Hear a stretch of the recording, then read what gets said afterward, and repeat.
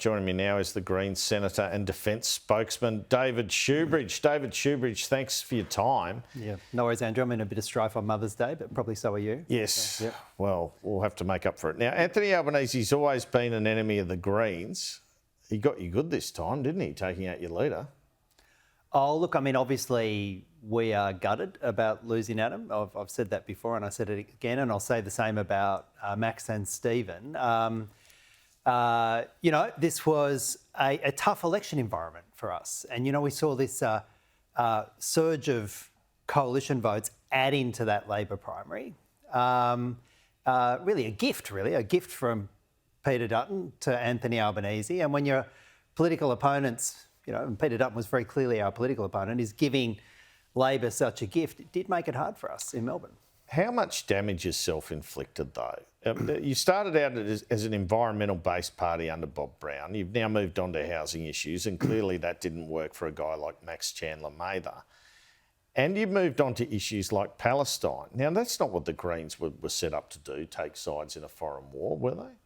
Well, the Greens have always been set up with 4 pillars, and that involves peace and non-violence. And core to that is doing things like everything we can to stop a genocide. Social justice.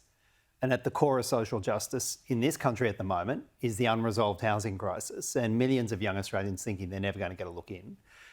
Environmental sustainability and basic belief in grassroots democracy. It's always been baked into the core of the Greens, and we've held true to that. I think what we've actually seen is a broadening of our base. I mean, our base is actually more resilient now than it would have been 10 or 15 years ago. The results don't show that. And I mean, I'll put it to you that you making Palestine one of the big issues was something that turned Australians off. Well, I'd say back to you, Andrew. If one of your core values is peace and non-violence and you see a genocide going on, you do everything you possibly can to stop a genocide. And I think the way you build a political movement, and not a flash in the pan, not something that comes and goes like Australian Democrats or other third parties have been, the way you build a political movement is you stick to your core principles. And what we saw was, yes, we lost those 3 seats, and no one's going to pretend otherwise. We now have the sole balance of power in the Senate. Our core vote held, and indeed it strengthened into electorates and places we haven't seen before. So you should just keep going the way you're going, should you? I mean, Mehreen Faruqi wore a keffiyeh in the Senate. Do you want to see that continue, that sort of thing continue? I mean, she's a leadership candidate. Well, Senator Faruqi has been a brave and courageous campaigner, and I understand your base. And this show doesn't like Senator Faruqi. That's your entitlement. Well, I don't have a base. I'm a journalist. Brave. I don't have a base. I'm not a politician like you. Sky News, you talk to your base. And I'm not saying that about you personally. I'm not talking to my base. I'm just reporting. Well, of course. Well, you're talking to the Sky News base. I don't have a base. Sky News has a base. You can pretend otherwise. We could pretend that Sky News doesn't have a base. So I don't think that would be useful. And I'm not talking about you personally. I'm talking about your platform. But what I would say is this. If you want to build a genuine third force in this country, there's no point just becoming the Labor Party and selling out your principles. Do you think senators should be wearing keffiyehs in the Senate? I think senators should be entitled to wear things that express their political values in their workplace. And I think the idea that you are going to code or dress police your political opponents, well, I mean, people want to do that, that's fine. But I don't think... Listen to this. I tell you what I don't think. I think when people went to vote at this election, one of the key things they were voting on was not what someone was wearing in the Senate.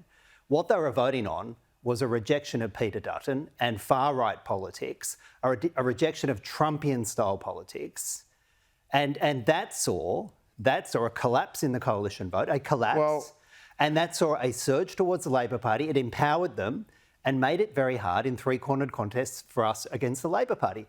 It feels like you're in a bit of denial, David Shoebridge. I mean, you're right about the Trumpian link to Dutton, but you seriously believe that the way that you have gone on the Palestine issue hasn't taken some polish off you, hasn't taken some vote off What you? I would say is, if you don't stick to your core principles, and in this case, opposing a genocide with as much vigour as you can, if you don't stick to those core principles, you don't survive as a third party in Australian politics. What I would say is this, though.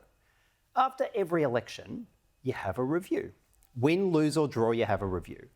And our party will go through a review and they will look at how this election played out. They'll look at our role in the election. They'll look at our messaging.